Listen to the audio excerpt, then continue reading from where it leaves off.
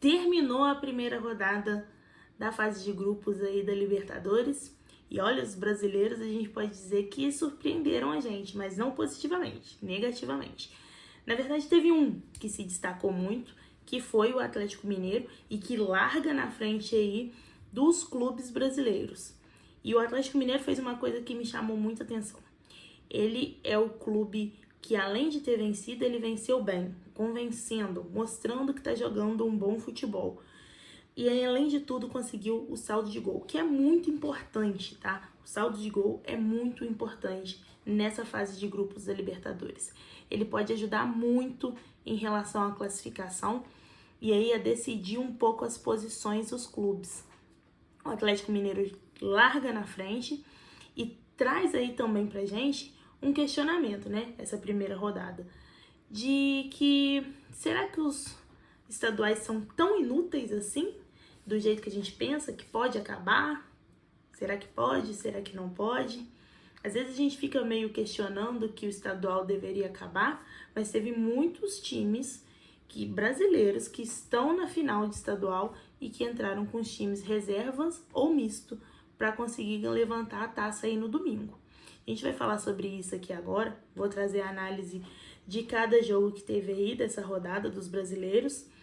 E se você já gostar, se inscreve aqui no canal, deixa o seu like e também comenta a sua opinião sobre o seu time. O que você achou do jogo do seu time, sobre a rodada? Se o seu time não tá na Libertadores, o que você achou da estreia dos brasileiros aí na Libertadores? Eu quero ler sua opinião. Deixa aqui embaixo e não esqueça de se inscrever no canal, porque me ajuda muito a montar uma comunidade de pessoas que amam futebol e que gostam de falar de futebol. Então, o primeiro jogo que eu quero falar aí é do Flamengo. É um time que a gente já espera muita coisa, né? É o que tem o melhor faturamento da América do Sul hoje, um time bilionário e que tem aí, além de ter um ótimo elenco, tem um técnico que é ex-técnico da seleção. E isso implica em muita coisa, muitas expectativas são criadas em cima do Flamengo. As pessoas param para assistir o Flamengo, porque é muito bom ele é um termômetro mais ou menos de como vai ser. Eu não vou negar que assistindo o jogo do Flamengo, ele me deixou um pouco preocupada, vamos dizer assim, mostrando que de repente o Campeonato Carioca seja um dos poucos campeonatos que a gente não pode tirar tanta teoria assim dos times de como vai ser. O Flamengo não vinha sofrendo gol, muitas poucas chances eram criadas contra o Flamengo, né? Chances de gol ali claras contra o Flamengo são raras no Campeonato Carioca, inclusive de Fluminense, Botafogo e Vasco.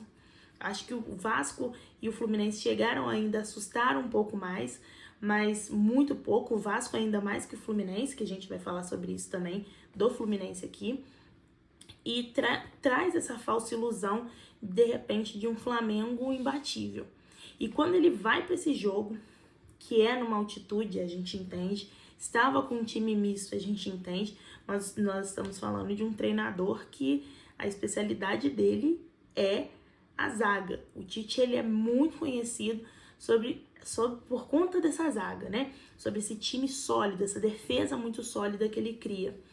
E o gol que o Flamengo toma de empate com um jogador a mais é meio absurdo e feio, porque tinha mais jogadores do Flamengo dentro da área do que os próprios jogadores do outro time. E aí a gente fica pensando, gente, como assim, né? Como tomou um gol tão feio assim desse time do Milionários? E às vezes também me faz pensar que a gente subestima demais os times sul-americanos fora do Brasil por falta de conhecimento. O Milionários, ele é um time que é atual campeão, né, da Colômbia, ele foi campeão colombiano, um time bem treinado, treinador meio polêmico e tudo mais, mas um time bem treinado e que ele faz a mexida tão certa que o cara que ele troca demora 2 minutos para empatar o jogo. O Flamengo que teve uma oportunidade ali que para mim nos primeiros 15 minutos do primeiro tempo, o Flamengo foi melhor. E depois ali, até o final do primeiro tempo, o Flamengo toma um certo sufoco. Teve bola na trave e o lado esquerdo do Flamengo é muito difícil de conseguir marcar, enfim. Sofre o pênalti ali, o Arrascaeta, Pedro cobra, melhora ainda mais os seus números pelo Flamengo. E aí, marca 1-0 e o Flamengo tem a chance de liquidar talvez a partida e tudo mais e não consegue fazer e toma um empate. O jogo termina em 1-1, um resultado que eu acho que estava dentro do previsto para o Flamengo, mas que eu acho que amarga um pouco, porque teve chance de sair de lá, da Colômbia, com vitória, com 1 a mais aí, podendo ter saído já na frente do grupo com 3 pontos no bolso, né? E fora de casa, porque a gente sabe que dentro do Maracanã o Flamengo é um grande time e é muito difícil de bater. E aí quando a gente vai falando de Maracanã, difícil de bater, de time misto, a gente vai logo pro segundo jogo que aconteceu também na terça-feira, The Strongest e Grêmio. O Renato, ele decide ir para esse jogo em específico com o time totalmente reserva. Então, o Grêmio, ele coloca jogadores ali que a gente nem conhecia, a gente nem sabia que existia, vários garotos ali, ele aposta nisso, até porque ele vai jogar 4.000 metros de altitude, uma altitude muito alta, que eles realmente sentem. Faltando 3 horas para o jogo começar, que o Grêmio vai para chegar, né, realmente no pico, no estádio, e ele, para tentar amenizar um pouco ali, mas é claro, no jogo, que os jogadores sentem, o peso da bola é diferente, para dar um pique é diferente. Nunca estive em 4.000 metros de altitude, mas já estive em altitude, e eu sei que é difícil de respirar. É difícil, você faz caminhadas curtas e você sente muito. Então, assim, imagina um atleta de alto nível tendo que dar piques, né? De correr, tiros rápidos, enfim, sofreram, tomam 2 gols ali, mas 2 gols que evidencia muito o que o Grêmio também anda fazendo. 2 gols com problemas na zaga e que eu acho que o Grêmio vem sofrendo aí durante esse 2024, muito com uma zaga que não consegue ser sólida. Uma zaga que não tá conseguindo segurar bem os atacantes e adversários. É um problema pro Renato que ele precisa resolver, mas que ainda dá pra entender de certa forma por falta de entrosamento do time. Mas são gols muito bobos, como o gol que ele toma de um peixinho que vai exatamente no ângulo, e assim, que erro de marcação, por mais que não tenham essa coisa de jogar juntos, não pode tomar um gol daquele, né? Lá na quarta-feira, começa a rodada na quarta também, para os times brasileiros. O Botafogo é o time que abre. E aí, gente, de todas essas polêmicas, no meio de todas essas polêmicas de Botafogo, John Textor, arbitragem, Campeonato Brasileiro, Palmeiras, enfim, eu acho que a decisão mais acertada o John Textor fez pelo menos uma vez, que foi não efetivar o Fábio Mathias. E mostrou o porquê disso, de ser necessário, de ter um técnico mais cascudo, de ter um técnico com mais refino, de ter um técnico que vá controlar mais por conta desse jogo. Esse jogo mostra muito isso. O Botafogo acaba, eu acho que subestimando muito o adversário, que joga muito bem. O Júnior Barranquilla joga muito bem, jogou muito bem contra o Botafogo. O Júnior Santos não conseguiu ser o salvador do Botafogo dessa vez, não conseguiu se salvar o fogão ali, né? E a zaga do Botafogo vai muito mal. Coletivamente, o Botafogo foi muito mal. Individualmente, daria de repente um destaque por Marlon Freitas. Acho que não foi ruim de tudo, mas o time foi mal, a zaga foi muito mal. E acontece uma coisa que quando o Botafogo sofre o pênalti, cria aquela afobação e parece que eles se perdem um pouco. E aí eu acho que entra uma coisa que faz muita diferença, que é jogar a Libertadores, entender qual é o espírito da Libertadores. E isso ainda, de todos os times que estão na Libertadores, falta pro Botafogo. O Botafogo, ele precisa entender qual é o espírito da Libertadores. Ele precisa entender que não está jogando um carioca e tem que mudar a chave. Tem que mudar a chave. Porque o próprio jogo contra o Flamengo mostrou isso, né? O Milionários e o Flamengo mostra isso na Libertadores, que como o carioca não dá para ser base, apesar do Fábio Matias ali ter conseguido várias vitórias e também ter classificado o Botafogo contra o Red Bull ali, mas ainda assim eles precisam entender o que é uma Libertadores. Acho que falta isso nesse time. Acho que o time que mais se complicou dentro dos grupos, porque joga em casa, perde de 3-1, então já fica com -2 de saldo de gol, segura a lanterna do grupo. É bem complicado aí, porque agora ele vai ter que ir para Quito tendo que vencer, para não se complicar mais ainda, né? E conseguir aí fazer pelo menos 12 pontos aí, contando que vai ganhar mais 2 dentro de casa e mais 1 fora. Enfim, vamos ver o que vai acontecer com o Botafogo. Não acho que é terra arrasada, mas é uma terra que precisa ser fertilizada. Precisa aí de um pouco de carinho e principalmente com o seu torcedor, que encheu novamente o estádio, mas que quando no apito final o time sai novamente sob vaias por não entender o momento de Libertadores. Acho até que ficou parecendo pro torcedor que os jogadores já fizeram, eles passam a sensação de dever cumprido de terem entrado na Libertadores. E a gente sabe que não é assim pro torcedor, né? Então o Botafogo precisa dar uma virada de chave aí e melhorar isso. Acho que com Arthur Jorge vem aí e vai melhorar sim um pouco. Passando desse jogo, vamos para Palmeiras aí, né? São Lourenço e Palmeiras. O Palmeiras que também vai com time alternativo, misto, joga sem o Endrick. Talvez já seja um ensaio também, né? Claro que eu sei que o Abel não colocou o Endrick, não colocou o time principal, porque ele tem a final do campeonato estadual no domingo contra o Santos, precisando vencer porque perdeu o primeiro jogo. Mas também já mostra mais ou menos aí, talvez, um esboço do que vai ser o Palmeiras aqui pra frente, já que no meio do ano o Endrick não fica mais no Brasil e se torna oficialmente um jogador do Real Madrid, né? O Palmeiras até tentou reverter isso, mas não conseguiu. O Real Madrid não abriu mão, então o Endrick vai embora, ele só fica até na fase de grupos mesmo na Libertadores, e depois o Palmeiras perde aí um grande jogador que para mim é o pilar aí um pouco desse time. Mas marca aí a estreia simbolicamente do Piquerez, que ele volta a jogar bem, faz um belíssimo gol, e que o Palmeiras precisa muito desse Piquerez jogando a bola que sabe.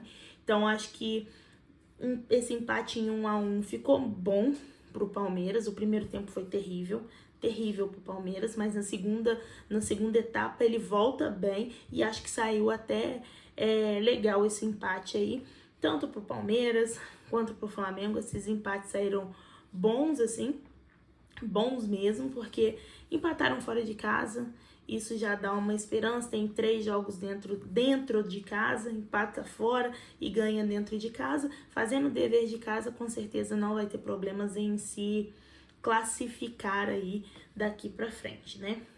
E aí hoje, quinta-feira, começa a rodada pro Atlético Mineiro e pro São Paulo. O Atlético Mineiro, que como eu falei no início do vídeo, faz o seu papel, e o seu papel muito bem feito. Apesar de ter demitido o Felipão, quando ele contrata o Gabriel Milito, ele no domingo já faz uma primeira etapa muito bem jogada, um Atlético muito ofensivo, que tem um time muito bom. E aí acaba tomando ali no segundo tempo, acho que faltou até um pouco de gás. Não vou mentir, acho que faltou um pouco de gás no domingo lá no estadual contra o Cruzeiro pro Atlético Mineiro fechar de vez, liquidar de vez a partida.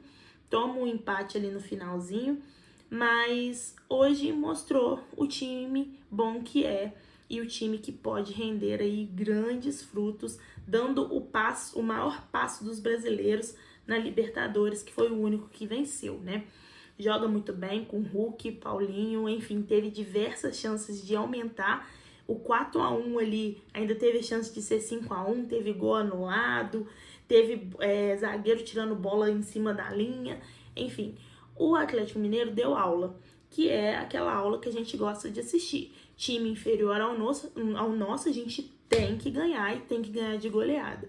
Como eu disse no início, saldo de gol conta muito nessa Libertadores e eu acho que o Galo é um time que, assim, ainda tem 3 jogos em casa, agora na sua arena, que querendo ou não, é um abafo ali, é uma torcida do Galo muito apaixonada. Eu acho que o Atlético Mineiro não vai ter nenhum tipo de problemas para classificar, principalmente por conta dessa vitória fora, que fez o dever aí de fora de casa, né?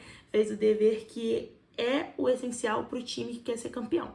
Ganhar dentro de casa e ganhar fora também. E ganhar convencendo, jogando bem e mostrando do porquê que tem os seus atletas. Já o São Paulo é o time para mim que foi o mais azarado de todos. De longe aí, o mais azarado. No primeiro tempo, o São Paulo já perde 3 jogadores. 3 jogadores e 3 jogadores principais por lesão. Perde Rafinha, Lucas Moura e Wellington Rato, já no primeiro tempo. E aí o técnico tem um papel fundamental que é fazer escolhas. E hoje ele fez uma escolha que eu concordo. Eu concordei com ele naquele momento, porque se ele faz uma pausa ali, porque o que acontece? Acontece dos 3 jogadores do São Paulo ali se machucarem durante o primeiro tempo ali, no meio do primeiro tempo, e ele decide terminar o primeiro tempo com um jogador a menos, porque ele já tinha parado 2 vezes o jogo, né, para fazer 2 substituições. E aí quando o Wellington Rato machuca, ele decide não fazer uma substituição ali, só tira um jogador e assume o risco de jogar com 10 jogadores. Então ele vai terminar o primeiro tempo com 10 jogadores. Isso chama o Tárieres para cima do São Paulo. O time argentino começa a massacrar o São Paulo e consegue ir encontrar um gol aí. E o Thiago assume a responsabilidade daquilo porque ele não fez a troca ali, né?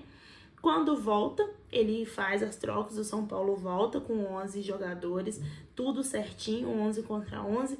Até pressiona, até consegue dar uma pressionada no time, só que aí toma o segundo gol e toma um 2-0 ali. Consegue diminuir com o Luciano, que é uma bola que ainda bate na trave e depois entra. E no finalzinho do jogo, o goleiro ainda, num escanteio, o goleiro do Tárieres consegue uma defesa, assim, espetacular. O que traz pra mim, assim, do jogo do São Paulo é que é um time que foi muito, muito, muito prejudicado. Não só pelo resultado da partida, mas também por ter perdido 3 jogadores aí, que a gente não sabe o grau da lesão, mas que saem lesionados e que já preocupam, né? Principalmente um time que depende muito desses jogadores, depende muito de fazer esses jogadores, de ver esses jogadores jogando, que eles dão liga pro time do São Paulo. Então o Thiago vai ter aí alguns problemas pela frente, principalmente porque já é semana que vem a segunda rodada. Tudo bem que esses times jogam dentro de casa, né?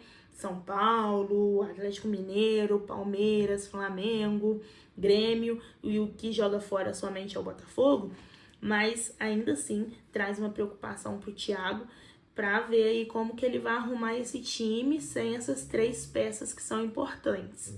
Enfim, essa foi aí um pouco do que aconteceu com os brasileiros nessa primeira rodada. Acho que podem ter se iludido um pouco até com o que a imprensa fala, né, por muito desconhecimento. A gente não tem o costume de acompanhar muito o futebol sul-americano e foi uma surpresa esses tipos de estreia dos brasileiros, de empate, de derrota, de jogar mal, enfim, não é algo que a gente esperava, até porque as próprias imprensas ficam falando, tal time vai passar com 18 pontos, vai passar com 12 pontos, e quando chega ali, nesse momento, a gente vê que não é isso tudo. Então, assim, a Libertadores é um campeonato muito difícil e que precisa de raça para jogar. Então, eu acho que nessa segunda rodada aí os brasileiros vão ter que dar uma suadinha, por mais que joguem dentro de casa, para mostrar pro que veio. Porque não é uma competição fácil e que eu acho que vão sofrer um pouquinho aí para dar uma passada, mas eu ainda acredito que os brasileiros, que mesmo que tenham se complicado, ainda passam, ainda não é terra arrasada, eles conseguem passar. Se você aí gostou das minhas análises, deixa aqui o seu comentário, se inscreve no canal, tá? Não deixe de se inscrever, deixa o like aqui também e me siga nas minhas redes sociais. Ah, e tem vídeo todo dia lá no TikTok, tô sempre comentando de futebol ao vivo lá no Twitter também. E lá no meu Instagram eu sempre deixo algumas notinhas e tempo real nos stories. É isso. Vamos ver como vai ser essa segunda rodada. Vamos ver o que espera a gente aí. Quero saber mais ou menos como os brasileiros vão estar, porque a primeira impressão não foi muito boa. É isso, até o próximo vídeo.